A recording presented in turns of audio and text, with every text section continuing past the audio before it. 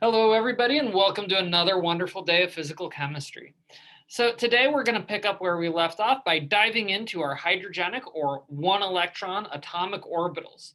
So last time we divided up our orbitals based on angular momentum into subshells. So today we're going to be focusing specifically on the s orbitals. So this is the subshell where we have no angular momentum. So this is a good place to start, as we don't have to worry about our spherical harmonics at all, pretty much, because our spherical harmonics for an s orbital, the only contribution they make is through the introduction of a normalization constant. So this uh, uh, the effect of this normalization constant is just to make sure that we have an even distribution of the electron density in every direction at a given distance from the nucleus. So with this evenly distributed wave function, what this essentially makes sure is that when I integrate this normalization constant over all space, so over all theta and phi, it just goes to 1. And this is uniquely useful for trying to analyze our s orbitals, because our s orbitals only depend upon our wave function in terms of the radial wave function. Angular really doesn't matter. So we're going to dive in a little bit more into detail on our radial wave function. So doing this, we're going to first need to acknowledge that the radial wave function does have a slightly different shape depending upon our primary quantum number. So in this case, n is really going to be dominating the system, as I'll have a different radial distribution for an n of 1, 2, or 3. And again, here we're just keeping the L constant. So we can try and figure out the probability of finding the electron at any given point just by using this radial wave function and then integrating it over the area of interest from essentially the slice of the pie that we're looking at, from R1 to R2 over dr. Now, one of the very important things to make note of is, since I'm looking at the radial distribution, when I go from essentially spherical to radial coordinates, part of what happens is I bring along this extra r squared term when I go from integrating over all space to dr. So make sure you include this extra r squared whenever we're looking at the probability density in in terms of radial coordinates. We're always going to have this r squared dr. However, using this basic formula, what we can do is uh, develop this from just looking at the probability of finding an electron in a given position to actually being able to do true expectation values. So as long as I've got an operator, I can apply that operator to my wave function and integrate over all space. Again, one of the things to make note of, all space for radial coordinates is going to be from 0 to infinity, because I can't have a negative radii. And again, r squared dr as our differential terms. So from here, we can go ahead and try, and as long as I have an operator and I have the wave function of interest, I can figure out whatever I like. So one of the common ones that we are often interested in is average position. Average position is a great question to ask, because if I have an electron, I generally want to know where it's at. And that's a good single number to encapsulate the system. Now, we're going to go ahead and focus in on a simple case of the average position of the 1s orbital. So this is n of 1, L of 0. So we're going to go ahead and pull in our wave function for the 1s system, insert it into our general expression. Because our operator is r, I get to pull it out front, and then I get to combine it with the r squared term I already had.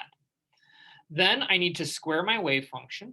We get pretty lucky here, as note that all of our radial wave functions are exclusively real. There's no imaginary numbers, so we don't have to worry about complex conjugates. All I need to do is square the general expression.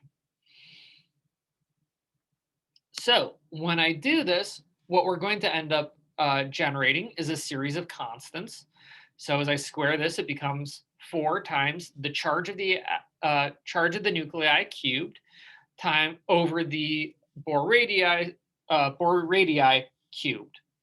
Then I have to actually focus in on this pesky little integration term, as I'm going to integrate over what's called a Slater type orbital, e to the negative 2zr over a naught.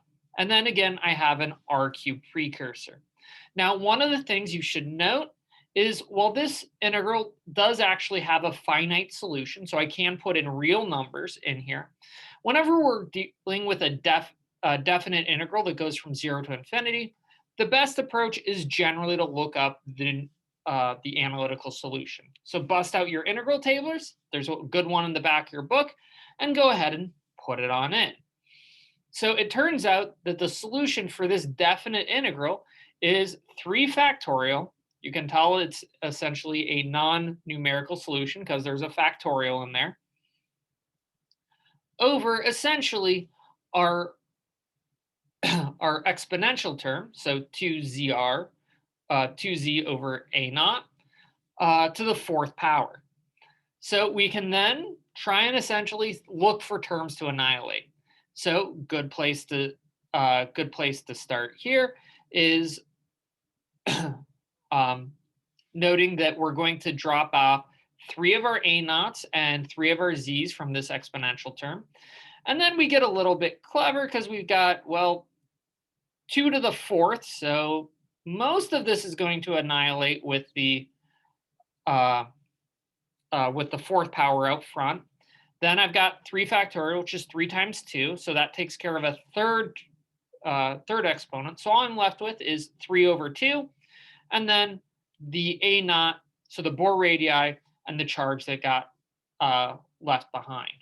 So what we just did is we generated a general expression for the average position of a 1s electron for any sort of hydrogenic system. As long as I have a single electron, I know its average position. Not too surprisingly, charge goes up, radii comes in. If I'm looking at a hydrogen atom, Z goes to 1, and I have an average position that's 3/2 of the Bohr radii. And this gives us a nice numerical answer of about 75 picometers for the average distance of the s electron from a hydrogen atom. It's a nice, simple expression to give us an idea of where our electrons are located. However, one of the other things we should keep in mind is that average position isn't the only way we can look at a system. Another good way to try and analyze the position of an orbital is most probable distance. So one of the things that's worth noting is that this gives us a tail distribution. So the average position of an electron isn't going to be where it's most commonly found. It's probably going to be most commonly found a little bit closer to the nuclei, because this tail distribution is going to pull that average out. So in order to figure out where it's most commonly going to occur, we're going to need to make use of a good old first derivative. So by applying our first derivative of our probability density, so again, where is our probability density or our wave function or probability density maximize with respect to r? Now, one of the things I do want to make note of, when we dealt with essentially a system working in Cartesian coordinates, we were able to simply use the wave function. The reason we can't do that here is because of this pesky little r squared terms that comes in with our probability density. That's from that whole wave function squared times the d tau. Working with Cartesian coordinates, that r squared just keeps getting in our way. So because of that, we actually need to do the full, the derivative of the full probability density. However, not too hard. First thing we're going to be able to do is pull out all of our constants. They don't matter because I'm just looking for where this term goes to 0. So I'm really going to focus in on is taking the first derivative of this central expression. So here we can make use of the product rule. So we're going to start by taking the first derivative of the first term times the exponential. So this gives us 2r times the exponential. Then I leave the r squared alone, and I take the derivative of the exponential, which is just going to pop out all of the constants I have an R up there, so it leaves that relatively alone. And I'm left with this essentially two-term expression. So whenever this expression goes to 0, the whole probability density is going to have a first derivative equal to 0. So the first thing we're going to want to do is pull out any shared terms. So everybody shares a 2, an r, and the exponential. So this leaves us a 1 and essentially these prefactors that came from the first derivative of the exponent. So 1 minus the charge of our nuclei times the radii over the Bohr radii, again, times all the remaining features. Whenever this equals 0, I either have a maximum or a minimum of my probability density. So our first derivative is going to be equal to 0 at two key points. So exponent doesn't matter. So we have the trivial answer, r equals 0. Gotta love this one. This is essentially where we're going to have a minimum. So this is where a probability density should be at a minimum because I'm not likely going to be found in the nuclei.